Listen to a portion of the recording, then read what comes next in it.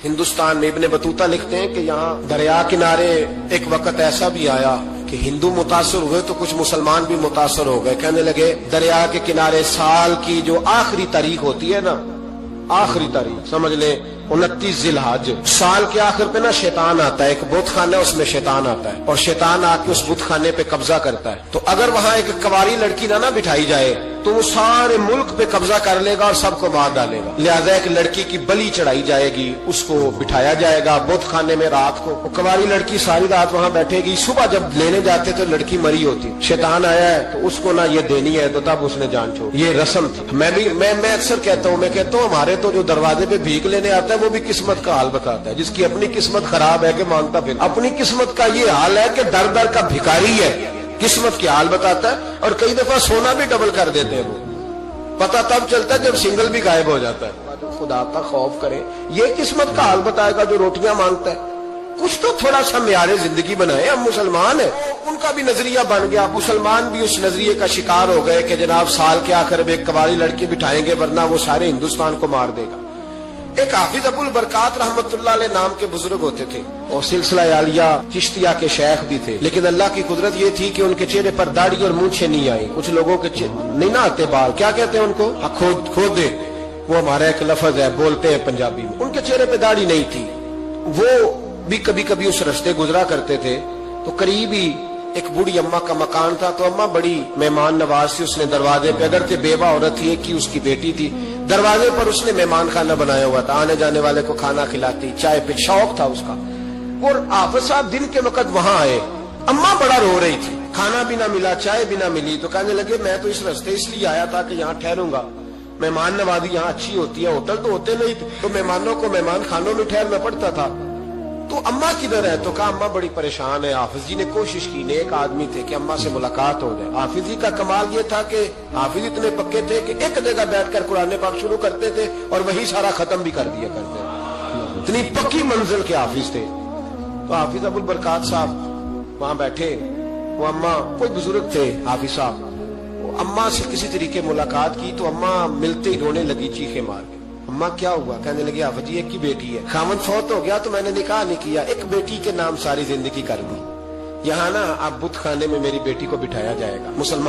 کچھ مسلمانوں کے بھی ہمارے گاؤں کے نظریات کمزور ہو گئے. یہاں بچی کو بٹھایا جائے گا اور سویرے وہ مر جائے گی میری بیٹی. قرآن اندازی ہوئی ہے تو میری بیٹی کا نام نکل آیا. اب بیٹی کو جانا ہی پڑے گا. یہ ہمارے ان کچھ علاقوں کا طریقہ ہے. حافظ جی کہنے لگے اماں تو اس طرح کر، میں لوگوں کو سمجھاتا ہوں کہ یہ غلط ہے، شریعت اس کو پسند نہیں کرتی. تو میرے ساتھ انہوں نے کہا یہ لوگ نہیں مانیں گے، بہت سارے ہندو بھی ہیں، بہت سارے مسلم بھی ہیں، تو گڈمنڈ ہو گئے نظریات، یہ تھوڑی مانیں گے. حافظ جی کہنے لگے اماں پھر ایک اور حل بھی ہے، میرے چہرے پہ کون سا داڑھی ہے؟ تو بیبیوں والے کپڑے مجھے دے. آج میں بیٹھتا ہوں وہاں دیکھتا ہوں کون سا شیطان آتا ہے. عقیدہ مضبوط ہو نا. اقبال کیا کہتے ہیں ارادے جن کے پختہ ہو، نظر جن کی خدا پر ہو، تلاطم خیز موجوں سے وہ گھبرایا نہیں کرتے. کہا مجھے دو کپڑے بیبیوں والے، میں بیٹھتا ہوں. اماں کہنے لگی وہ شیطان واقعی آتا ہے. آج تک جتنی بچیاں گئی ہیں سویرے مردہ ملی ہیں. بڑی سمجھنے والی بات ہے، غور کرنا. جتنی گئی ہیں ساری مردہ آئی ہیں. تو حافظ جی آپ کو جب وہ شیطان رات کو دیکھے گا نا، آپ آئے ہیں تو آپ کے تو وہ زیادہ ٹکڑے کرے گا کہ اس نے دھوکہ کیا، مرد ہو کے عورتوں کی جگہ پہ آیا. آپ نہ حافظ جی کہنے لگے ٹکڑے میرے ہونے ہیں نا، آپ فکر نہ کریں. دریا کنارے بہت خانہ تھا. حافظ جی عورتوں والا لباس پہن کے وہاں بیٹھ گئے. حافظ صاحب کہتے ہیں 3 دفعہ میں نے رات کو باہر نکل کے دریا پہ وضو بھی کیا. ساری رات میں نے قرآن پاک پڑھا اور جب فجر کا وقت ہوا تو باہر نکل کے میں نے اذان پڑھی. لوگ آئے تو میں نے جماعت کرائی. اور فرماتے ہندو مسلمانوں سب کو بلا کے میں نے کہا کہ اگر آج کے بعد شیطان نہ آئے تو ہندو کلمہ پڑھتے ہو سارے؟ نے کہا جی پڑھتے ہیں. فرمایا لو پھر میں بالکل صحیح سلامت آ گیا، کوئی شیطان نہیں آیا. کہتے ہیں سب ٹھیک ہو گیا.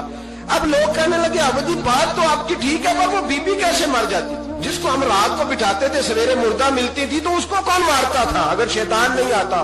اب جی سمجھانے لگے کہ شیطان وسوسہ دیتا ہے پر زندگی موت اس کے ہاتھ میں.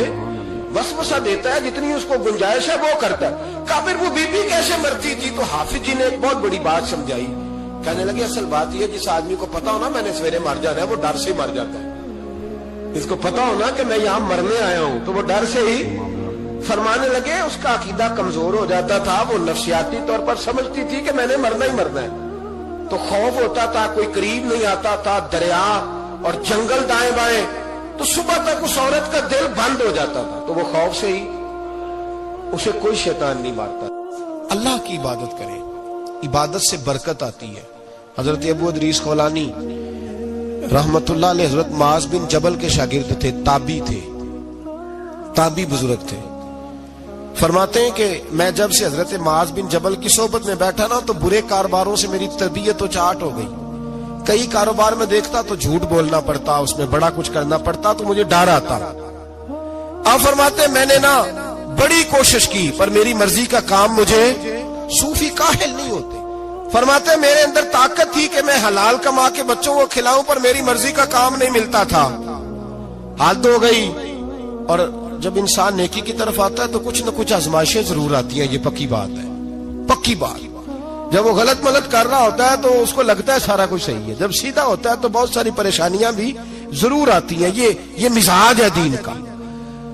आप फरमाते मैं परेशान रहने लगा, हालात खराब होने लगे, आजमाइश सख्त होने लगी, कारोबार बंद हो गया, काम ही कोई नहीं मिलता था। मेरी बीवी नाराज रहने लगी, हल्का हल्का तो उसने मुझे कहना शुरू किया, फिर जलाल में आ गई। और एक दिन मुझे कहने लगी अगर आज नाना कुछ लेके आए तो बच्चे लेके मेके चली जाऊंगी।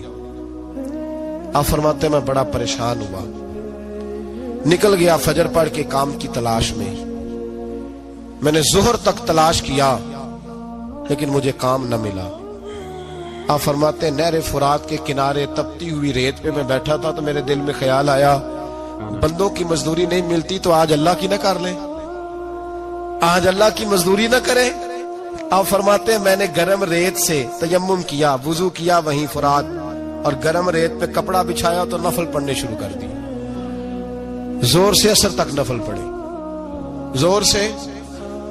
चले मैं एक दुआ करता हूं, आप आमीन कहना। नहीं आएगा, अल्लाह करे कि हम मगरब के बाद वाले नफल ही पढ़ने शुरू कर दें। नबी करीम सैयद आलम सल्लल्लाहु ताला अलैहि वसल्लम के गुलामों का हाल देखे, इबादत का हाल देखे। फरमाते मैंने कहा आज अल्लाह की मजदूरी करे, जोर से असर तक नफल पड़े गरम रेत पे। और जब असर हुई ना तो मैंने अपने रुमाल में ना थोड़ी सी रेत बांध ली।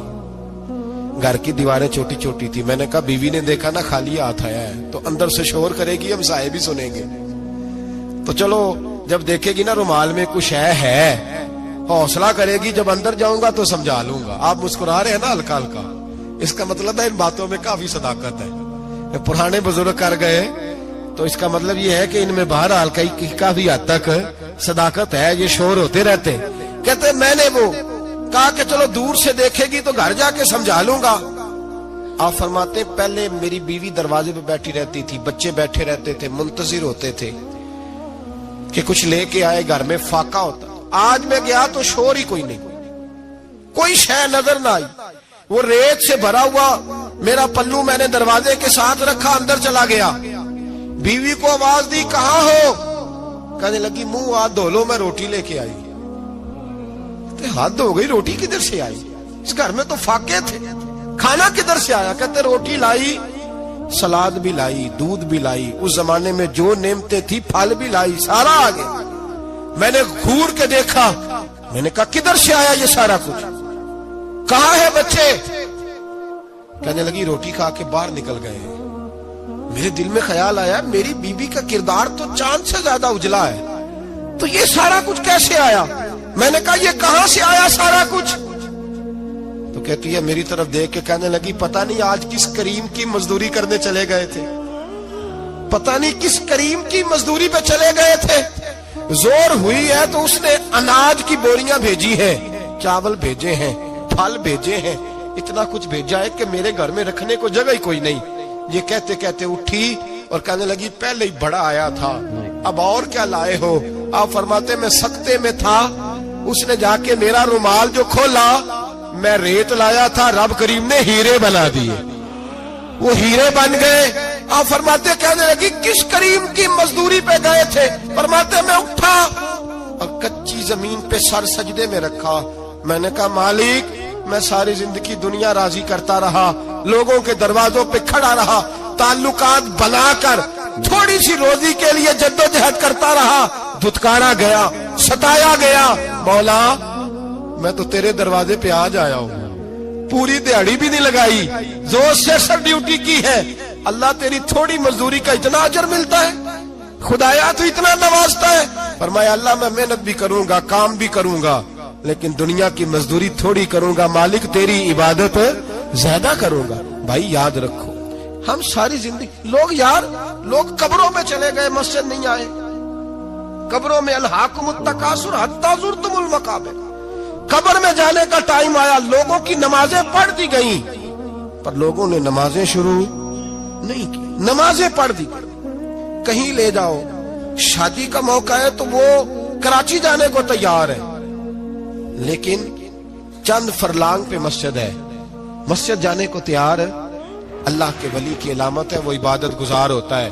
اور جو نہ نماز پڑھے نہ نماز پڑھائے وہ زندیق تو ہو سکتا ہے, پیر ہو سکتا, میں ذمہ داری سے کہہ رہا ہوں, زندیق تو ہو سکتا ہے پر پیر ہو سکتا بالکل.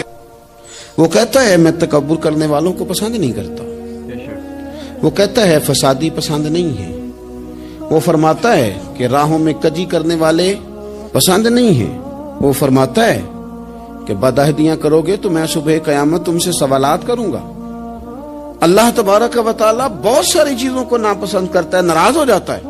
بلکہ نبی پاک صلی اللہ تعالی علیہ وسلم نے فرمایا تم بات کرتے کرتے کوئی ایسا جملہ بول دیتے ہو کہ رب اتنا ناراض ہوتا ہے کہ تمہیں پتہ بھی نہیں ہوتا, تمہارے لیے جہنم کا فیصلہ کر دیتا ہے. اس لیے پہلے تولو پھر بولو, خود اپنے لفظوں کی تو تم پہرے داری کرو نا کہ میں کیا کہہ رہا ہوں. کوئی ایسا جملہ, کوئی ایسی بات وارث شاہ مان کری نہ وارثاندہ, کوئی ایسی بات نہ تمہاری زبان سے نکلے. اور حضور یہ بھی فرماتے ہیں کہ اس کا دوسرا پہلو بھی ہے, بعضوں کا تم بات کرتے ایسا جملہ کہتے ہو وہ اتنا راضی ہوتا ہے کہ تمہارے لیے جنت کا فیصلہ فرما دیتا ہے. مسلمان کو اب یہ حکم ہے, اس ساری گفتگو کا نتیجہ یہ ہے کہ وہ اپنے جذبات پر, خیالات پر, نگاہوں پر, زبان پر, کانوں پر تھوڑی توجہ دے, بے لگام نہ بنے, بے ترتیب نہ بنے, جو طبیعت میں آئے کر نہ گزرے, تھوڑا سا نہ سوچے سمجھے اور تھوڑا سنبھل کے چلے. کبھی ان کاموں کی طرف نہ جائے جن سے رب ناراض ہو جاتا ہے, ان کاموں کی طرف بڑھے جن سے اللہ راضی ہوتا ہے. میرے نبی پاک صلی اللہ تعالی علیہ وآلہ وسلم نے ارشاد فرمایا, بعض احادیث میں لفظ یہ ہیں کہ اللہ اپنے بندوں کو دیکھ کے مسکراتا ہے جو اس کی شان کے لائق ہے.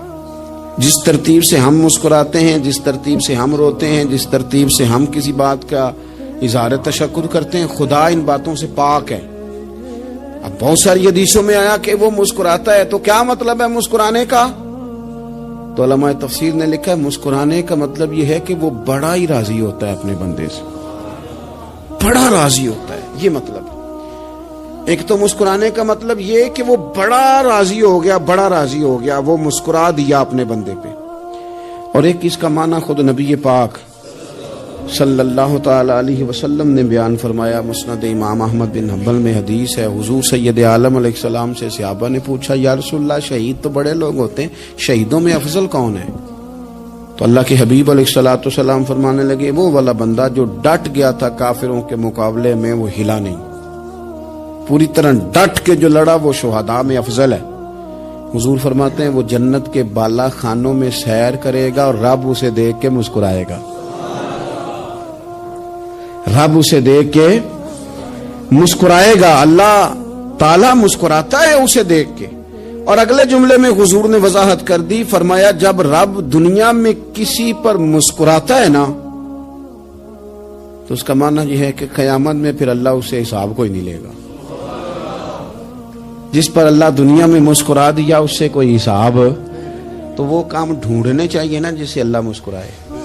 ویسے کبھی ہم ایسا کرتے ہیں کہ نہیں کہ کسی کو راضی کیا جائے, یہ کام ہم کرتے ہیں کہ ہماری کمپنی کا جو سربراہ ہے وہ ہم سے راضی رہے, جس ادارے میں ہم پڑھاتے ہیں اس ادارے کا بڑا ہم سے راضی رہے. یہ کرتے ہیں ہم, اس کے لیے کچھ نہ کچھ ہیلے بہانے ہم کرتے ہیں. برادری, قبیلہ, علاقہ, بستی, لوگ کسی طریقے سے ہمارے ساتھ مطمئن رہیں, کرتے ہیں نا یہ سارے کام. اس میں تھوڑی مشکل بھی ہمیں آتی ہے لیکن کرتے ہیں, کیا کریں. گھر میں بھی کئی دفعہ ایسا ماحول بنانا پڑتا ہے. چلیں ایک اور میٹھی مثال دیتے ہیں, زیادہ سمجھ میں آئے گی. چھوٹا بچہ خوش رہے, آپ اس کے لیے محنت نہیں کرتے. وہ چھوٹا ہے, اس کو خوش کرنا فرض ہے ابا پہ, لیکن وہ کہتا ہے کہ میں نے موٹر سائیکل لینا ہے. چھوٹا ہے, چلا ہی نہیں پائے گا, تو ابا پھر اسے راضی کرتا ہے, کہتا ہے بیٹے چھوٹا سائیکل لے لے, چل میں تجھے اڑانے والا جہاز لے دیتا ہوں. مقصود کیا ہے کہ اس کو ناراض نہیں کرنا, یہ روئے نہ, اس کا دل نہ ٹوٹے. اور یارو سنو نا میں کیا کہہ رہا ہوں, اگر چھوٹے بچے کے لیے وہ چیزیں ڈھونڈتے ہو. میرے ابا جی نا اپنے نواسے کے لیے کھلونا لے کے آئے, تو بچہ بڑا ہی کھیلا, تو ابا جی کہنے لگے لو پیسے پورے ہو گئے میرے. بچے کو پسند بڑا ہے نا, پیسے پورے کر چھڑے نے, دیکھو نا جی کتنا اس کو راضی ہوا ہے. تو انسان کیا کرتا ہے کہ کوشش کرتا ہے, چھوٹا بچہ بھی ناراض نہ ہو, تو وہ چیزیں وہ ڈھونڈتا ہے کہ اس کو کیا پسند ہے, چاکلیٹ لے جاؤں, فلاں چیز لے جاؤں, آئس کریم لے جاؤں. تو ایک بچے کے لیے, گھر کے لیے, سربراہ کے لیے اتنی محنت کرتے ہو, تو وہ کام بھی ہمیں ڈھونڈ کے تلاش کرنے چاہیے نا, جسے رب راضی ہوتا ہے, اللہ راضی ہوتا ہے. بتاؤں وہ کون کون سے کام ہیں؟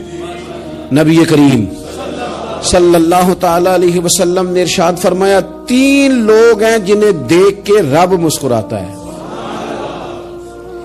یا رسول اللہ صلی اللہ علیہ وسلم وہ کون کون سے؟ تو محبوب فرمانے لگے, ایک وہ بندہ ساری مخلوق سوئی ہے, آدھی رات ہے, رات کا پچھلا پہر ہے, اس نے اٹھ کے وضو کر لیا, مصلی پہ کھڑا ہو گیا خدا کی یاد میں. فرمایا اسے دیکھ کے رب مسکراتا ہے جو اس کی شان کے لائق ہے. مسکراتا ہے اللہ. یہ تو سونے کا ٹائم تھا, یہ تو گہری نیند آنے کا وقت تھا, رات کا پچھلا پہر. رات پوے تے بے درداں نو نیند پیاری آوے, تے درد منداں نو یاد سجن دی ستیاں وی آن جگاوے. اور ساون کی کالی راتوں میں جب بوندا باندی ہوتی ہے, وہ راتوں کو اٹھ روتے ہیں جب خلقت ساری سوتی ہے. اللہ مسکراتا ہے. اور سننا میرے بھائی, میرے نبی پاک صلی اللہ تعالی علیہ وسلم فرماتے ہیں جب مسلمان نماز کے لیے صفیں بناتے ہیں نا, ترتیب لگ رہی ہوتی ہے, اب اللہ کی بارگاہ میں کھڑے ہوں گے, قیام کریں گے, رکوع کریں گے, سجود کریں گے. فرمایا جب مومن صفیں بناتے ہیں تو رب دیکھ کے مسکراتا ہے, مسکراتا ہے. کمال ہو گئے عروج بندگی کا, جب بندے کو دیکھ کے رب مسکرائے. خدا بندے سے خود پوچھے بتا تیری رضا کیا ہے, مسکراتا ہے. اور میرے نبی پاک علیہ السلام فرماتے ہیں جب مجاہد جہاد کے لیے صفیں سیدھی کرتے ہیں. آج تو یہ رب کے نام پہ مرنے ہی آ گئے, یہ صفوں میں کھڑے ہوں گے, ترتیب سے لڑیں گے, ترتیب سے گلا کاٹیں گے کافروں کا یا شہادت لیں گے. فرمایا جب جہاد کے لوگ صفیں بناتے ہیں تو رب انہیں دیکھ کے مسکراتا ہے. کتنے نصیبوں والا وہ بندہ ہے جسے دیکھ کے مسکرا دیا. او یار کبھی تیرا بیٹا تیرے سامنے مسکرائے نا چھوٹا, تو تیرا دل باغ باغ ہو جاتا ہے. تیری ماں بیمار کسی ایک دن صحیح طرح ہنس پڑے تو طبیعت خوش ہو جاتی. مجھے بتاؤ نا جس کا رب بھی اسے دیکھ کے ہنس پڑے, جو اس کی شان کے لائق ہے, کیا اس بندے کے نصیبے ہیں, کیا اس کے مقدر ہیں. آپ اس مقام پر اپنے آپ کو لائیں. اب دیکھیں نا یہ حدیث آپ نے سن لی, اب ہم نے نا اس طرح صفحے نہیں بنانے جس طرح ساری دنیا, اب ذرا صفحے بھی شوق سے بنائیں گے. آپ ذرا تھوڑا سا شوق پیدا کریں گے, بھئی یہ تو میں وہ کام کرنے لگا ہوں جسے دیکھ کے رب مسکراتا ہے. نبی پاک صلی اللہ علیہ وسلم نے فرمایا جب کوئی بندہ توبہ کرتا ہے نا, ہم توبہ کا رٹا لگاتے ہیں, یا اللہ میری توبہ, یا اللہ. اور توبہ کا تو مطلب یہ ہے کہ پچھلے گناہوں سے پکی توبہ, آج کے بعد یہ غلطی نہ کرنے کا پکا وعدہ. تو نے ساری شب برات رو کے گزاری ہے, بتا سویرے جھوٹ جوڑنے کا ارادہ ہے تیرا, آج کے بعد رشوت تو نہیں نہ لے گا, ملاوٹ تو نہیں نہ کرے گا, یہ توبہ ہے. اور اگر سارے کام اسی طرح کرنے تو پھر یہ توبہ کا رٹا ہے, جتنا مرضی لگاؤ. حضرت علی بن ربیعہ رضی اللہ تعالیٰ عنہ فرماتے ہیں میں مولا علی کے ساتھ تھا, مقام حرہ کی طرف جا رہے تھے, حضرت علی نے ہاتھ اٹھا کے دعا مانگی ہماری تعلیم کے لیے, ورنہ حضرت علی ہم صحابہ کو محفوظ عن الخطا تو مانتے ہیں نا.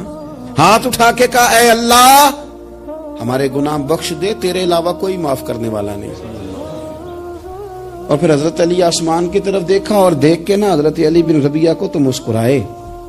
حضرت علی بن ربیعہ کہنے لگے حضور مسکرائے کیوں ہو؟ فرمانے لگے ایک دن میں حضور کے ساتھ اسی طرح آیا تھا, اسی طرح حضور نے دعا فرمائی تھی ہماری تعلیم کے لیے، اور پھر حضور مجھے دیکھ کے مسکرائے تھے اور فرمایا جب کوئی بندہ رب کی بارگاہ میں اس طرح استغفار کرتا ہے تو رب مسکراتا ہے، اور مسکرا کے فرماتا دیکھ لو میرے بندوں کو پتا ہے کہ میرے علاوہ معاف کرنے والا کوئی نہیں، انہیں پتا ہے، تم اس کی بارگاہ میں رجوع تو لاؤ، آؤ تو صحیح تو آنسو لے کر۔ اقبال کہتے ہیں کہ موتی سمجھ کے شان کریمی نے چن لیا، قطرے دو گرے میرے ار کے انفال کے، دو میں نے آنسو بہائے تھے تو اس کے کرم نے تو موتی سمجھ کے چن لیے۔ سنو نا حضور اس استغفار کو، اللہ کو یار رات کو توبہ کر کے سونا چاہیے ہمیں، کچھ غلطیاں ہم کرنا نہیں چاہتے پر ہم سے ہو جاتی ہیں، کچھ دل ہم توڑنا نہیں چاہتے پر وہ ٹوٹ جاتے ہیں، ہماری مجبوری ہوتی ہے ٹوٹ جاتے ہیں۔ رات کو اس کی بارگاہ میں ہاتھ باندھ کے کشکول طلب دراز کر کے خوب استغفار پڑھنا چاہیے کہ مالک بندے ہیں نا کیا کریں، نفس کا ساتھ ہے، دنیا کا ساتھ ہے، خواہشات نفسانیہ، مالک معاف کر دے، درد سے توبہ، رسم نہ ہو، کہانی نہ ہو، لفظ نہ ہو، جملے نہ ہو، اور جناب ایسے لوگوں کے بیچ بڑے ہاتھ باندھ کے اور بڑا کوئی ضرورت نہیں، آپ اکیلے اپنی چارپائی پہ بستر کے اندر منہ دے کے بھی درد سے کہیں گے نا معاف کر دے تو وہ تو مہربانی بڑا ہے۔ میرے نبی پاک صلی اللہ علیہ وسلم مثال دیتے ہیں، فرمایا ایک آدمی صحرا میں جا رہا، صحابہ سے حضور خطاب کر رہے ہیں، فرمایا ایک آدمی صحرا میں جا رہا تھا، اس نے اپنی اونٹنی پہ کھانا پانی پیسے ہر چیز رکھی ہوئی تھی، صحرا تھا بہت بڑا، درمیان صحرا کے گیا تو تھوڑا سا سستانے کے لیے آرام کرنے کے لیے اونٹنی سے نیچے اترا، اب اس نے اونٹنی کی لگام اونٹنی کی نکیل اپنے سرہانے کے نیچے رکھی، ہاتھ کے ساتھ پکڑی اور سو گیا۔ تھوڑی ہی دیر کے بعد جب اس کی آنکھ کھلی تو دیکھا اونٹنی غائب ہے۔ صحرا میں وہ پیدل نہ آگے جا سکتا ہے نہ پیچھے جا سکتا ہے، نہ دائیں نہ بائیں، کھانے کو روٹی نہیں، پینے کو پانی کا قطرہ نہیں، تھوڑا ادھر بھاگا ادھر بھاگا، تھک گیا۔ کریم محبوب فرماتے ہیں وہ پوری طرح نڈھال ہو گیا اور مایوس ہو گیا، معاذ اللہ، مایوس ہو کے دوبارہ اسی جگہ آ کے لیٹ گیا جہاں پہلے لیٹا تھا، انتظار کرنے لگا کہ اب موت ہی آئے گی، آخری وقت ہے، اب نہ میں پیدل یہ صحرا کراس کر سکتا ہوں، نہ پیچھے جا سکتا ہوں، نہ کھانا ہے نہ پانی ہے، سوائے موت کے کوئی سہارا نہیں۔ حضور فرماتے ہیں وہ رستے میں دوبارہ لیٹ گیا، اچانک اس نے رخ بدلا تو اونٹنی سامنے کھڑی تھی۔ حضور نے صحابہ سے پوچھا بتاؤ نا اسے بھلا کتنی کو خوشی ہوگی؟ یا رسول اللہ جسے نئی زندگی مل گئی ہے۔ آپ دیکھیں نا سارے ڈاکٹروں نے کہہ دیا کہ اس کے تو گردے میدا جگر ہر چیز ختم ہے، گھر لے جاؤ خدمت کرو، ہر طرف پریشانی ہے۔ وہ بندہ بھی سمجھ گیا ہے کہ آخری وقت آ گیا، کل جاؤں پرسوں جاؤں، تیاری ہو گئی، سب لوگ آ گئے، باہر والے بھی آ گئے، یہ ماحول ایک عجیب رنگ اختیار کر گیا۔ اچانک ایک ڈاکٹر نے آ کے کہا نہیں نہیں غلطی لگ گئی تھی۔ مجھے بتائیے انداز کیا ہوتا ہے؟ بغیر دوائی کے بندہ اٹھ کے کھڑا نہیں ہو جاتا، او میں تو بچ گیا ہوں۔ نبی پاک صلی اللہ علیہ وسلم فرمانے لگے اس کی اونٹنی مل گئی، بتاؤ بھلا اسے کتنی خوشی ہوگی؟ یا رسول اللہ وہ تو دوبارہ دنیا میں آ گیا۔ حضور فرمانے لگے اسے کچھ بھی خوشی نہیں ہوئی۔ جب کوئی رب کا گناہگار بندہ آ کے توبہ کرتا ہے، رب کو اس سے کئی گنا زیادہ خوشی ہوتی ہے۔ میرا بندہ آ گیا ہے، میرا بندہ آ گیا ہے، میرے گھر آ گیا، اس نے آنسو بہائے ہیں، اس نے کہا اللہ میں تیرا ہی ہوں، تیرا ہی رزق کھاتا ہوں، تیری ہی زمین پہ رہتا ہوں، تیرے نام سے میری سانسیں چلتی ہیں۔ وہ آ گیا۔ فرمایا اس اونٹنی والے سے زیادہ رب کو خوشی ہوتی ہے جب گناہگار آ کے توبہ کرتا۔ گناہگاروں کے آنسو اس کی بارگاہ میں بڑے مقبول ہیں، لیکن ہم رسم ادا کرتے ہیں، توبہ نہیں کرتے، ہم اپنے آپ کے ساتھ دھوکہ کرتے ہیں، جھوٹ بولتے ہیں۔ ہم بندہ کوئی ناراض ہو جائے تو ہمیں کو نہیں نیند آتی، اس کے گھر چلے جاتے ہیں۔ ہم اپنے سارے رشتوں کو تعلقات کو مینٹین کر کے رکھنے کے عادی ہیں، ہمیں پتہ ہے کہ وہاں میں نہیں جا سکا تو بیٹا بھیجتا ہوں، فلاں شادی پہ میں نہیں جا سکا تو بھتیجا بھیجتا ہوں، بھائی بھیجتا ہوں، ہر تعلق کا ہم نے خیال رکھا کوئی روٹھ نہ جائے۔ لیکن کمال ہے نا، یہ نہیں سوچا کہ اگر رب روٹھ گیا تو جب وہ روٹھ جائے نا تو سارے رشتے بھی بندے کے پاس موجود ہوں تو کوئی کارآمد نہیں ہوتا، پھر کروڑوں روپیہ جیب میں ہوں تو ڈاکٹروں کی دوائیاں اثر نہیں کرتی۔ وہ روٹھ جائے تو پھر انسان اس طرح سے پھسلتا ہے کہ بڑے بڑے اس کے پاس دروازے ہوتے ہیں پر کسی جگہ اس کا ہاتھ نہیں لگتا. خدا را خیال کریں, دنیا روٹتی ہے تو روٹ جائے, رب رسول ناراض نہ ہونے پائیں, اس کا خیال کریں. حضور فرماتے ہیں وہ مسکراتا ہے, اسے خوشی ہوتی ہے جب کوئی اس کا بندہ اس کی طرف رجوع کرتا ہے. میرے عزیزو, رسول پاک صلی اللہ تعالی علیہ وسلم نے ان لوگوں کے تذکرے کیے جنہیں دیکھ کے رب مسکراتا ہے. ہم نہ گناہگاروں پر بھی فتویٰ دینے میں جلدی کرتے ہیں اور نیکی پر بشارت دینے میں بھی جلدی کرتے ہیں, حالانکہ یہ ہماری ذمہ داری نہیں. پتہ نہیں اللہ تعالیٰ کس کو کب توفیق توبہ دے کے اپنے قریب کر لے, لیکن بڑی جلدی ہے, بڑی جلدی فتویٰ دینے میں. اور یہ فتویٰ صرف مفتیوں کا نہیں رہ گیا, یہ میری طرح کے, آپ کی طرح کے ڈھیروں لوگ ہیں جنہوں نے جیب میں فتوے ڈالے ہوئے. بھئی آپ نے کیوں ذمہ داری لے لی ہے جنت میں داخل کرنے کی اور نکالنے کی؟ یہ تو میرے رب کریم کا کرم ہے, وہ جس کو چاہے جب چاہے جتنا چاہے عطا کرے. لیکن کچھ لوگ نا بڑے پکے ہو گئے ہیں کہ شاید جو میں سوچ رہا ہوں وہی درست ہے. کبھی کبھی کچھ چیزیں عجیب بھی ہوتی ہیں, لہذا خدا کی رحمت پر بھروسہ کر کے بات کرنی چاہیے, اپنی مرضی کے فتوے نہیں داغنے چاہیے. وہ دیکھو جی فلانا بندہ یوں کر رہا ہے, آپ کو پتہ ہی نہیں پوری بات کا, آپ کو علم ہی نہیں پوری بات کا. حضرت بہاءاللہ نقشبند بخاری رحمت اللہ علیہ فرماتے ہیں میں حج کرنے گیا تو وہاں میں نے ایک آدمی کو کروڑوں کا کاروبار کرتے دیکھا, تو میرے دل میں خیال ہے یہاں بھی اللہ اللہ کرنی چاہیے تھی, دنیا داری کر رہا ہے. لیکن فرماتے ہیں حج سے فارغ ہوئے تو میں نے دیکھا وہی بندہ سارا کچھ رب کی بارگاہ میں خیرات کر رہا ہے, اور سینکڑوں غریب حاجی ہیں جن کو پورے خرچے دے رہا ہے. تو میں نے وہی اپنی سوچ سے توبہ کی کہ میں کہاں تھا. بڑی جلدی کھڑے نہ ہو جائیں. حضرت حسن بصری رحمت اللہ تعالی علیہ ارشاد فرماتے ہیں کہ میں دریا کے کنارے گیا تو وہاں میں نے ایک شخص کو دیکھا, وہ اپنی ایک خاتون کی گود میں سر رکھ کے بیٹھا اور قریب ایک بوتل بھی پڑی ہے. میرے دل میں معاذ اللہ خیال آیا کہ دیکھو کس انداز میں ایک عورت کے ساتھ یہ ہے اور پاس بوتل بھی پڑی ہے, جانے شراب ہے. کہتے میں سوچ ہی رہا تھا کہ اچانک ایک کشتی آ رہی تھی دریا میں, وہ ہچکو لے کھائے, کشتی میں 4-5 لوگ تھے, وہ دریا میں ڈوبنے لگے.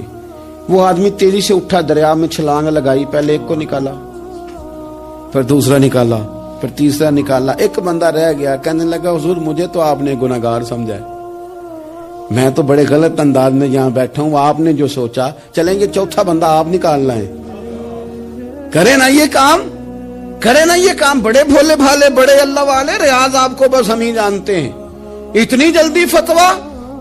حضرت حسن بصری فرماتے ہیں میں پشیمان ہوا, میں نے کہا مجھے تیرنا نہیں آتا, تو دیر نہ کر, چوتھا ڈوب نہ جائے. پھر اس نے چھلانگ لگائی, چوتھا بھی نکال لایا اور کہنے لگا حضرت آپ نے جلدی کی سوچنے میں, یہ بی بی میری ماں ہے اور یہ سرکے کی بوتل ہے. ہم ماں بیٹے کا یہ مشغلہ ہے کہ یہ وہ جگہ ہے جہاں آ کے لوگ مسافر اترتے ہیں, اور یہاں سے کسی کا گھر 100 میل ہے, کسی کا 200 میل ہے. ہم صبح سرکہ, کھجوریں, روٹیاں لے کے یہاں آتے ہیں, مسافروں کی نوکری کرتے ہیں, کوئی پریشان ہو تو مدد کرتے ہیں. حضرت خواجہ حسن بصری فرماتے ہیں میں نے معافی مانگی, ان سے بھی مانگی, رب سے بھی مانگی. انہوں نے مانگ لی نا, بزرگ تھے, پر ہم کو نہیں تیار مانگنے کو. ہم ہر وقت بدگمانیاں, وہ فلانے جرم کرتا تھا, میں اسے اب کیسے نیک مان لوں. بھئی اب وہ نمازی ہے, خدا کے گھر آتا جاتا ہے, اب اللہ کی بارگاہ میں حاضر ہوتا ہے. جب رب نے معاف کر دیا تو بھی سوچ بدل جا. سنیں حضور کیا فرماتے ہیں. نبی پاک صاحب اللہ صلی اللہ تعالی علیہ وسلم فرماتے ہیں, مسند امام احمد بن حنبل دیکھیے, فرمایا رب اس وقت بڑا ہی مسکرائے گا جب قاتل بھی جنت میں جائے گا, مقتول بھی جنت میں جائے گا. یا رسول اللہ مقتول تو گیا, یہ قاتل کیسے چلا گیا؟ حضور فرماتے ہیں جائے گا, اور جائے گا اور رب مسکرائے گا جو اس کی شان کے لائق ہے. یا رسول اللہ کس طرح؟ تو نبی پاک صلی اللہ علیہ وسلم فرمانے لگے اس نے ایک مومن کو قتل کیا تھا, وہ شہید ہو کے جنت میں چلا گیا. اب اللہ نے بعد میں اسے توبہ کی توفیق دے دی.